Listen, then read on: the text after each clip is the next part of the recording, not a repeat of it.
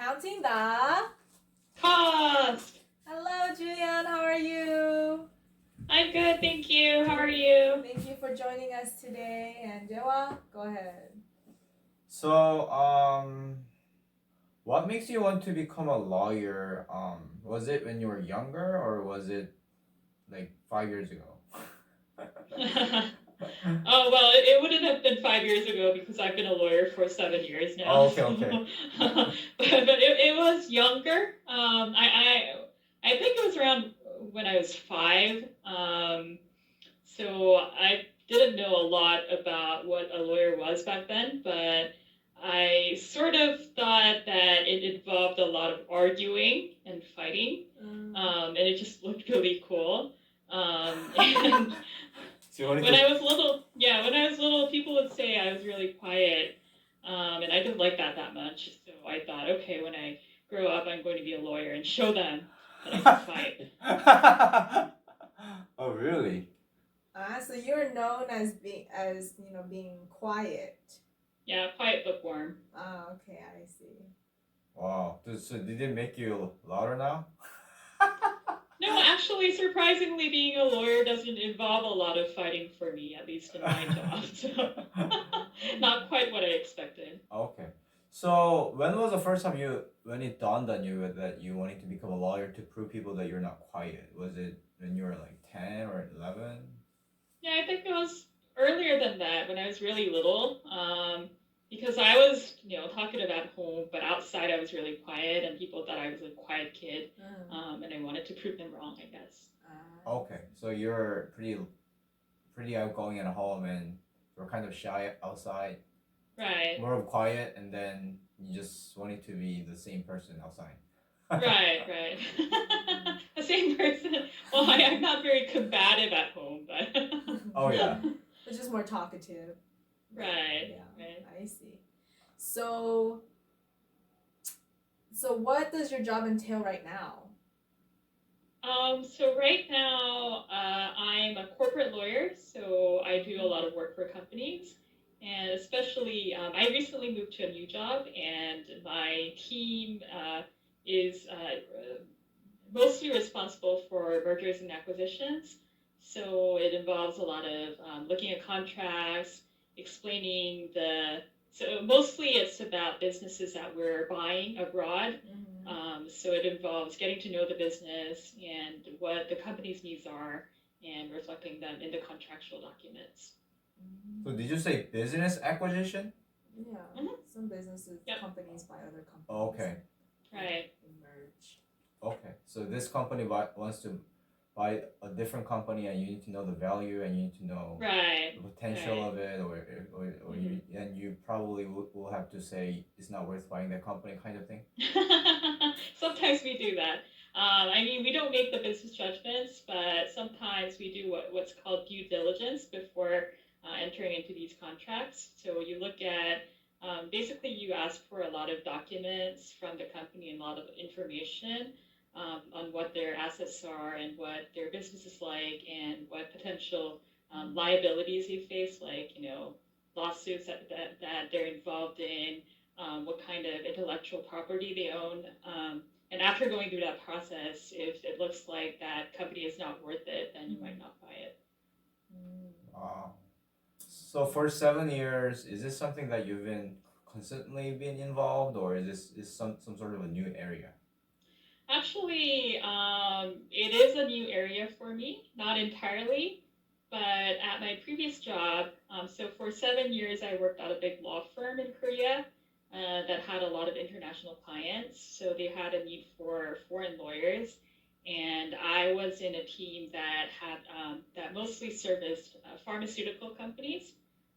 So our work, involved, some M&A, some mergers and acquisitions, but most of our work was regulatory because the pharmaceutical industry is very highly regulated in Korea and in other jurisdictions as well. So most of my job involved advising companies on what the relevant regulations are and how they can comply with them. Wow. So you moved over from pharmaceutical company related things to Yeah, and I acquiring moved over businesses. from pharma to semiconductor. Oh, So it's semiconductor. a pretty big shift. I see. Wow. So most companies that you are consulting at this moment are the semiconductor related ones? Well, now I moved in-house to a semiconductor company. So now I'm an in-house lawyer. I don't work at a law firm anymore. So I just have one client, which is my employer. And my Oh. employer has operations all over the world, and they're always buying businesses and selling businesses. So that's what I do now. Wow. So now you're you're taking care of just one entity, not whole bunch of Right. other Wow. like pharmaceutical companies Right.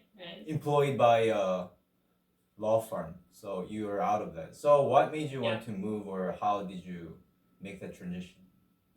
Oh, well, so big law, that's what we call, big law firms. Big law is known for being really tough in terms of hours mostly. So most young lawyers start off at a law firm because that's where you can get the best training. At least that's the conventional wisdom. And so you do that for a lot of, a couple of years, for some people, for longer for some other people. In my case, I would say that around my year, that's the time when people's roles begin to transition. So they transition from being an associate to a partner. My firm didn't have that. Like, we didn't have a distinction between associates and partners. But still, the workload was pretty heavy. And I felt like, it was sort of taking a toll on my health, and I didn't really have time to spend with my family. Yeah. So I wanted to try something different.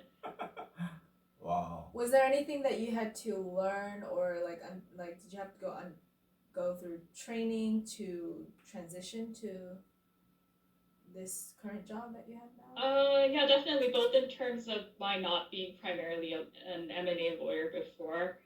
So like I said, I was a regulatory lawyer primarily, even though I did do some M&A because some of our clients were involved in mergers and acquisitions, and I would help out with that. But that wasn't, the large main part of my job. So I knew a little bit about M&A, but not much. So I'm still learning. And then the other more, I guess, heavier part is learning about semiconductors. Because it is a highly technical area about which I had no prior knowledge. So, various types of semiconductors, what they do, what the processes are for manufacturing them, all that is very new to me. So, I have a lot of catching up to do. Wow, now you're becoming a scientist these days. Sometimes I feel like that. So what are the regulatory and what are the M&A? What are those terms? M&A is merger and acquisition. Merger and acquisition. Okay. Yeah. So merger is when a company sort of fuses into another company, and acquisition basically means buying. Okay. So it's sort of the same thing, but they're a little bit different in terms of business structure. Oh, I see. So which one is more like profitable, or like which one is better in terms of merger or acquisition? It always depends. A merger usually, we have a term in law that's called by operation of law. Basically, in a merger, the entire entity is sort of, you swallow up the entire entity in its full, and it becomes part of you. So usually that means that, if the company has liabilities in the past, it's done wrong things, or it's involved in lawsuits, or there are claims that people can raise against you, then all of that bundle becomes part of your organization. So if people sue you, then you'll be liable. And it's kind of difficult to carve out that liability. Whereas in an acquisition, there's a little bit more flexibility. So you're buying stuff. So sometimes you can say, I'll just buy this and this and this, Oh, I see. and I'll not buy any of the rest of that. And if there are any liabilities that were incurred in the past, then you take care of that. Yeah. Wow, that's So interesting. that is sort of an oversimplification, but Okay. that's one of the main differences between a merger and an acquisition. Wow. So when you do merger, it's kind of like adopting a child. You're buying the whole thing, the whole problems, all the Yeah, that's right. liabilities, all the challenges, all the problems, and Mhm. then you can kind of opt out things when you do the second one that you're talking about. Right. Right. Well, that's a very good illustration. Wow, that's very interesting. So, was it a lot more stressful when you were getting involved in those kind of things? Well, when I first joined the job, it was really stressful because, I had no idea what was going on. Also, my team had recently was wrapping up a very big deal. So everybody was very busy and, they didn't really have time to help me to transition. So it's a little bit better now. That deal's been signed. People have more time now, and I'm gradually learning to catch up. But overall, I mean, the hours are definitely much better than they were at a law firm. So what are your I'm hours pretty happy now? about that. What are your hours now? Well, in Korea, so by law, companies, so you're required to work at least 40 hours. So companies can require to work for a minimum time. In our case, it's 40 hours per week. So that's, uh, the minimum that I have to fill, and as long as there's not anything urgent, if I've done my 40 hours, then I can just go home. And also by law, you're not supposed to have employees work more than 52 hours. So even if you pay them overtime, so if you work beyond 40 hours, then you have to pay them overtime. But then you can't, there's an absolute cap on 52 hours. So you can't work beyond that. So that rule applies across the board to all companies. So that means that, basically at my current employer, usually people, sort of, stay around for longer at the beginning of the week, and then by the end of the week, they have more flexibility to leave work early. So most of my colleagues leave work around 3:30 on Friday. So which would be unthinkable at my previous employer. So law firms are not they're not subject to an exception to the 52-hour work week, but most law firms, based on their business structure, it's not possible to really strictly stick to that. So previously, typically at a law firm, during a typical week, which is not too busy or too relaxing, you would work around 50 billable hours. Wow. And billable hours is a different concept altogether from the 52-hour work week, in that it refers to the time strictly spent in front of your desk doing work. So, excluding time you go to the bathroom, or you nap, or just take time off or relax, or go on the web.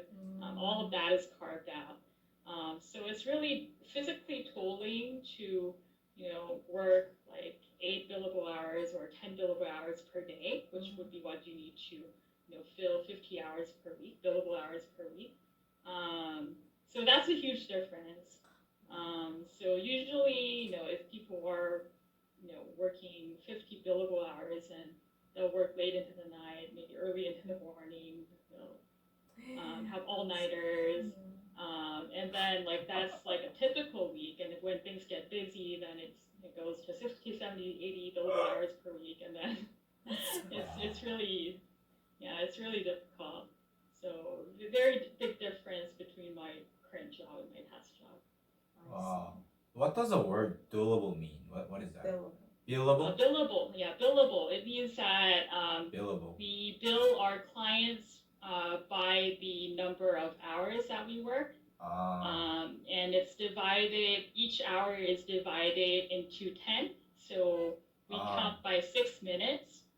So if you work for 12 minutes, then you'll bill them for 0.2 hours. Wow.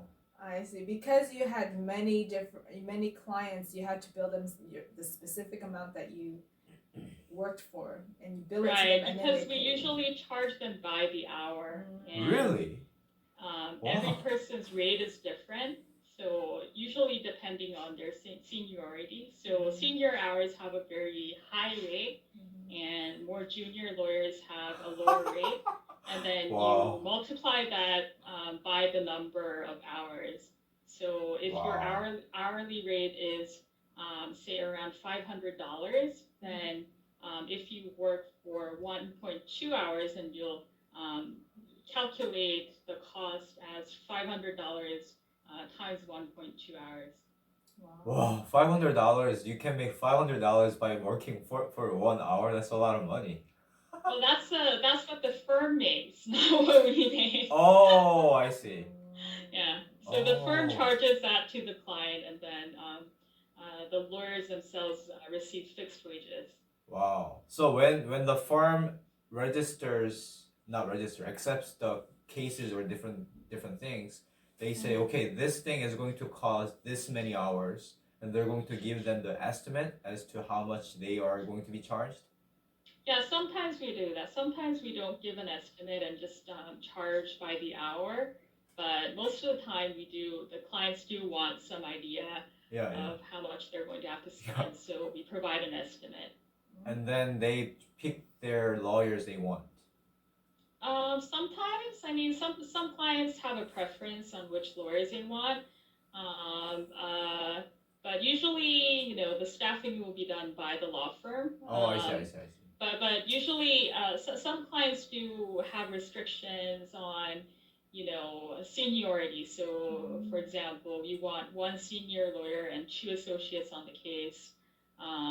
That way they can know, who's doing the job, and they can make sure that the case will not be overstaffed, so that too many people aren't looking at the same thing. Yeah. Oh, I see. Wow. That's amazing. So do you remember the very first moment when you said you wanted to be a lawyer, even though you generally said that you wanted to prove people that you can talk? you can be more, I don't know, engaged socially. Yeah. Do you have any story? I don't remember the exact moment. I mean, it was a long time ago. Yeah. I do remember, because I was always reading a book.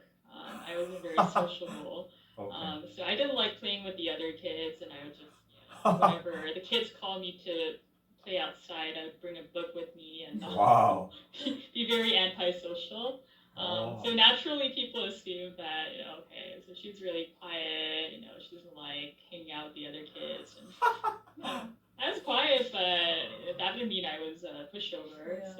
Yeah. So Was there ever a time in your life where you considered like a different career besides being a lawyer? Yeah, definitely. Especially in college, I think. I was an English major, and I really liked what I was studying, and I considered going to English grad school. And at that time, that was a time in my life when being confrontational and aggressive really didn't appeal to me as much. So I did hear that, corporate lawyers, they'll be looking at a lot of documents. You're not really going to court and fighting it out. But what I heard about corporate lawyers didn't appeal to me that much either. So I didn't really, think that law school sounded terribly interesting at that point. So I was considering English grad school. At the same time, I didn't want to starve, and I knew that how difficult it is to, break into academia. It involves a lot of hard work and also a bit of luck. So I was debating what I should do. And the good thing about law school is that there are no prerequisites. Oh. So you don't have to take any particular classes, at least in the US. And it's a graduate course, so and it really doesn't matter which major you studied in undergrad. So so the only thing you have to do really to apply, of course, you have to write your personal statement and so on, but you also have to take LSAT, which is a standardized exam that all law schools require. And LSAT is sort of like SAT. It doesn't really require any specialized knowledge, so it's not like the MCAT. It tests basic reasoning skills and reading skills. So I thought, okay, why not? I'll just take it, even though I'm still undecided about going to law school. So I took it, and then I applied for law school. And my thinking was that, okay, if I don't get into law school, then I'll do something else. But I got into law school, and I was too lazy to try out other things. So I went to law school. And once I got to law school, it was as boring as I expected. No, I mean, don't get me wrong. I think definitely if I were to go back to law school now, I would enjoy it a lot more because I know a lot more about law. And now I find things a lot more interesting. But so basically, all my life, I had only read things that interested me, like, novels and nonfiction and stuff that was interesting and written in a pleasing manner.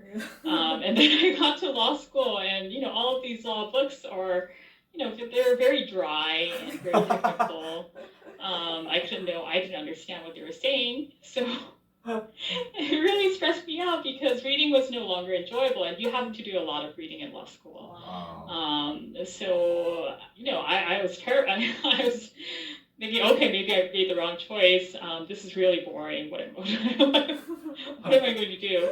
I think being a lawyer suits me a lot better than being a law student.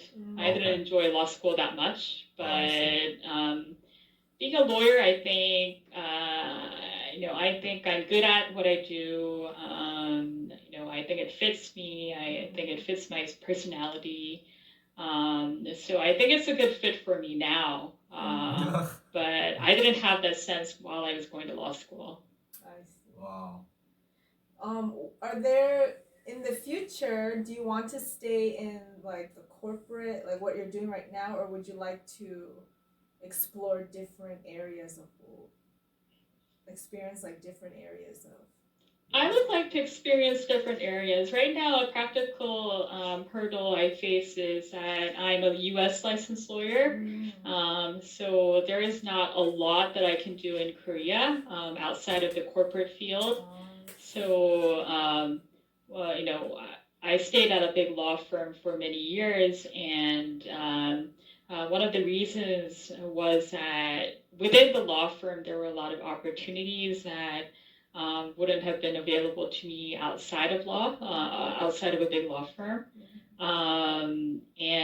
Generally, I mean, for example, when you're a lawyer, people come to you all the time with their problems, they want your advice. But because I'm not an expert in Korean law, there's a limit to what I can tell them. I even if I had a lot of knowledge, I would not be qualified to give them legal advice because I'm not licensed in Korea. So one of the things that I am interested in is going to law school in Korea. Okay. It would be a huge sacrifice in terms of time, also money. It's 3 years like in the U.S.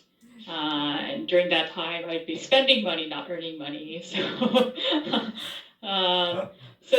I mean, financially, it would be something that I would need to consider. And one other difficulty is religious, because in Korea, so I'm Seventh-day Adventist, and in Korea, all the law school entrance interviews are on Saturday. So if I were to go to Korean law school, then I would need to persuade the school administrators to change the interview dates, which is not an easy deal. Yeah. Oh, I see. Oh, wow, I see. So what? So the time of going to law school is the same, right?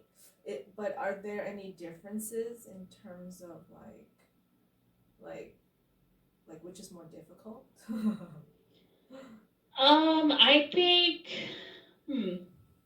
so in the U.S., I think there are different challenges. Like in the U.S., being a law student is a very, very experience that's very unlike other disciplines that you might study. So in law school, you read a lot of cases, and the cases are really long and very confusing. Because the judges like writing, and they're always usually not straightforward. So as a law student, it's really hard, especially when you just go to law school, to know what the point of the case is and what you're supposed to get out of it. So you spend a long time reading the cases, trying to derive the law from it, and it's really hard to know what the case is talking about and what the teacher is trying to teach you. Wow.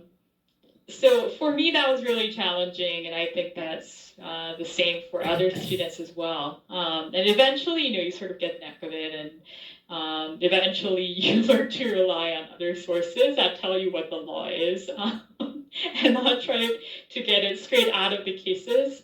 But that sort of learning experience or learning process is very new, because in any other field you study, the teacher will tell you what you're supposed to know, and you study that and you memorize that and you apply that. In law, you're sort of thrown off the deep end, and it's really difficult to know what exactly you're supposed to be learning. So I think in American law schools, that's really challenging for law students. And then after your first year, you sort of know how to navigate the cases, and know how to apportion your time, so you're not reading cases all the time and not learning anything else. Wow. In Korea, I haven't gone to law school in Korea, but what I understand from talking to other people is that it's more straightforward, but there's a lot of memorizing to do, whereas in the U.S. you don't have to memorize a lot of stuff. You have to learn how to sort of reason and write like a lawyer. But in Korea you have to memorize a lot of stuff, so that's challenging. And also, like you, I'm sure Jaehwan, and also Lily. I'm sure you didn't go to school in China, but you're Asian, so I'm sure in Asian students and Korean students in particular are very hardworking. So competition is really, really rough, especially in law schools.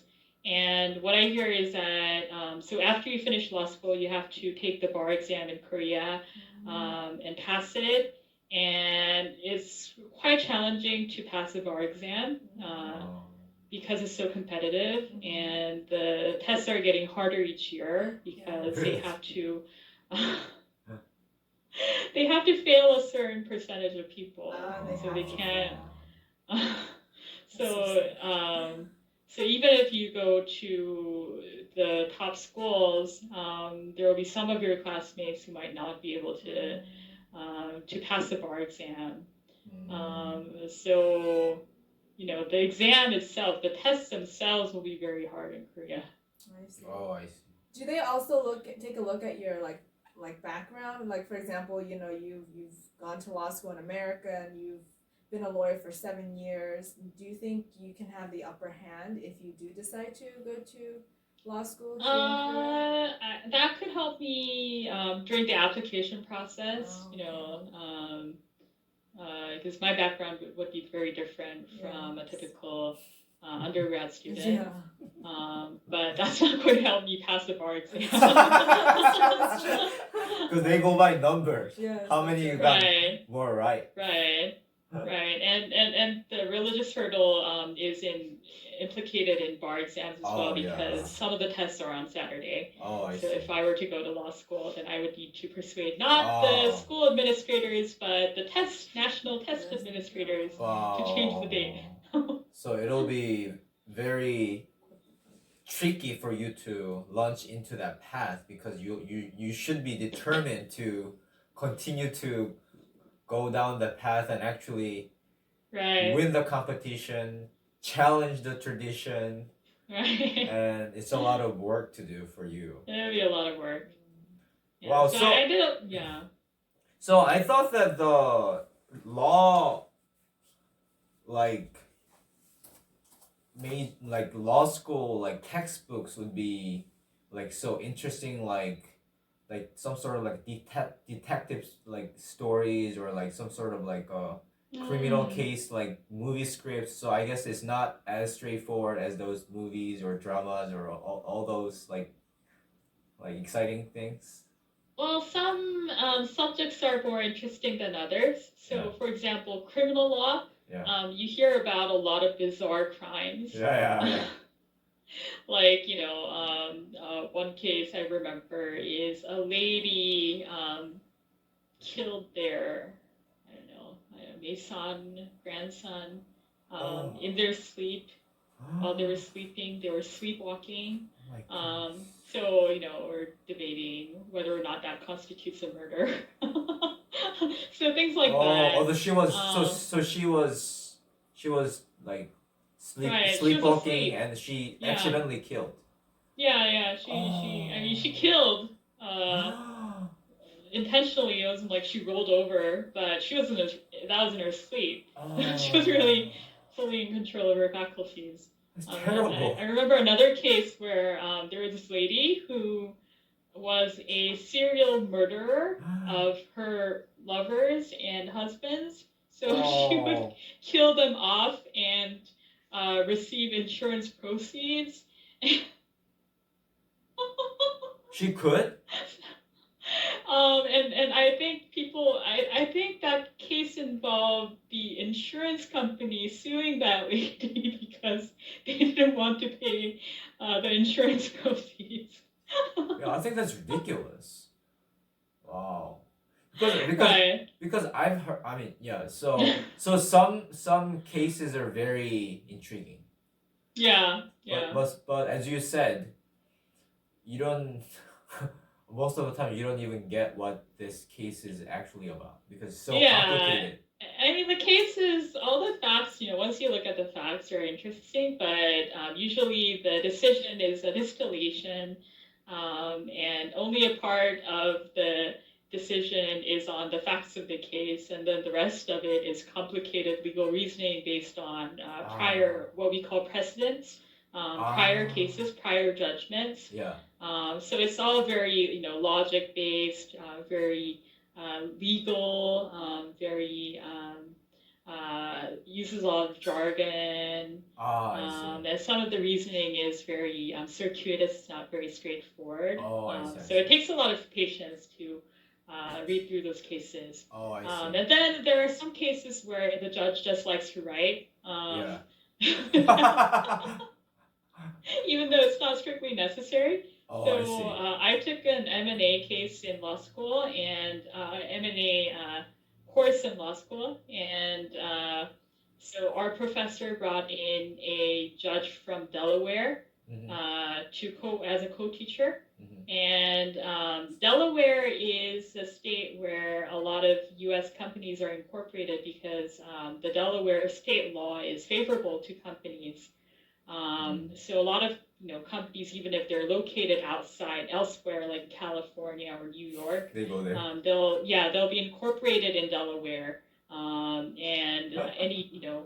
so a lot of these cases that involve these companies end up in Delaware court, which is why our professor brought in a judge from Delaware. And that judge really liked to write. He was very knowledgeable about various areas like pop culture, fashion, sports. So he was very knowledgeable, and he would just go off into these tangents about fashion, about this, sports player, and it would be very long, and most of his decisions were between 80 to 100 pages. So actually, there was one instance where, and it ended up in the New York Times, where the Delaware Supreme Court, so the state Supreme Court, issued a decision that was on an appeal from a ruling that this judge made. And in their decision, the Supreme Court judges basically said, okay, stop writing that much.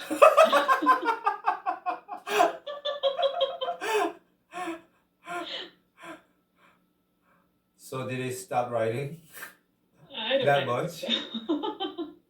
So I think his problem is he so many things went in. So whatever he sees looks like the things that he already read. So he has to just regurgitate. Right. Even though he's not probably intentional about it. Well, there are some people like that. I think he took it as an opportunity to show off his writing skills and his impressive body of knowledge and be virtuous. Wow, that's so crazy. So, so how are you able to navigate all those difficult things to read?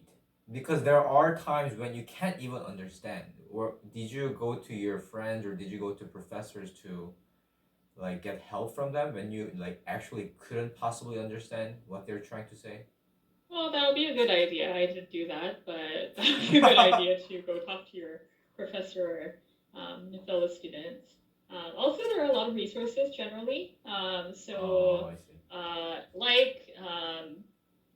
Like 참고서 in Korea, where everything is distilled, and we call the sort of we have what we call the black letter law. Which is sort of like, the simplified version. The rules, basically. So the rules that will apply in a particular case. Within a case, the case decision itself, that black letter law will not be very clear. Sometimes because, of the language, and oftentimes because what's important is not just that particular case, but also the string of cases that came before it and come after it. Yeah. So you have to look at the whole thing to understand what the law actually is. Because the case decision is basically an application of that law to the facts of a particular case. Yeah. Which is why it's difficult to understand. Yeah. But when you know what the rule is and you know what it is that you have to apply in other cases. So there are a lot of resources that help you to figure that out. And some students, prefer to look at those resources and learn the black letter law first and then go back to the cases and try to digest them. Wow. And then others, look into the cases themselves first and then, sort of try to reach a higher level of understanding from those cases. Some people succeed at that. I don't think I was very successful. So no case stands alone. Every case is related to the previous cases or all the other cases or the specific judges or the cultures or all the different circumstances. So you have to take all those things into consideration to actually understand what the case is all about. Right, because the U.S. Is a case law jurisdiction, so the law is made up not just of what's in the statute itself, but in the body of cases that are relevant. So you have to look at the entire thing. Wow. So since you were trained in the US, when you are working here in Korea as a lawyer, have you ever felt like people didn't take you seriously because you were trained overseas and now you have to deal with things in Korea because you were trained over there and now you're working here? Right. I think some foreign lawyers who come into Korea definitely do have that difficulty because, they're not the experts here and they're not licensed here. I think within my team at my old firm, I didn't really feel that too much. Okay. I joined very early on, right out of law school, and together with other lawyers who are also just Korean lawyers who are just coming out of law school. And when you're at the job, it's a lot different from being at law school. So you have to learn things anew. There's a lot of things that you don't know. There are a lot of things that you don't know that you have to learn on the job. And I feel like I was able to do that from a very early stage, so that I was able to learn the substantive Korean law alongside my Korean colleagues. And I went to high school in Korea, so I'm pretty good at Korean. So I was able to Oh, I see. read the Korean law statutes and regulations, agency decisions, and court judgments. So I didn't feel like I was too far behind. Oh, I see. Even though I didn't have those 3 years in Korean law school. Oh, I see. Wow. When I hear the word lawyer, or when I know that you are a lawyer, I have always no idea what you actually do. But today, as I listen to your experience, I think I kind of like scratched the surface as to what you actually do, and it was very interesting. But I don't think I actually understood anything because it sounds extremely complicated. So Yeah, it's because there are a lot of things that I do at my job, and we talk a lot about law school, but yeah. practice is also very different. Yeah, it almost sounds like a foreign language, all the things that you said. But I kind of understand the concept, but I don't think I actually understand everything. Yeah, that's my bad. I mean, we're taught, especially in America, we're taught to not use legalese. Okay. So, jargon specific to law. Yeah. You're supposed to break things down in plain English for people, and obviously I failed to do that. But I did really enjoy interviewing you. I think I need to ask more questions next time if we can have this again. Sure. Not too soon, but later. Okay. So I'll let you go, and I'm so next thankful. Time I'll come back as a semiconductor M&A expert. Yeah. I will tell you all about semiconductors. Oh sure, you will share your personal study of the semiconductor with your new job. I'm so thankful. I'm so happy that you landed on a new job, and I'm pretty sure you're having a way better schedule. Yep. You're a lot more healthier now. Not really. Not really. It's really far away. Like I said, it's Bunda. Oh, okay. So I spend a lot of time in my car. Oh, I see. So I try. Yeah. Other than that, I'm pretty happy at my job. So it's a different kind of sitting. Yeah. Okay. Thank you. Right. I'll let you go, and have a good evening. Yeah. Thanks for having me. Yeah. Thank you.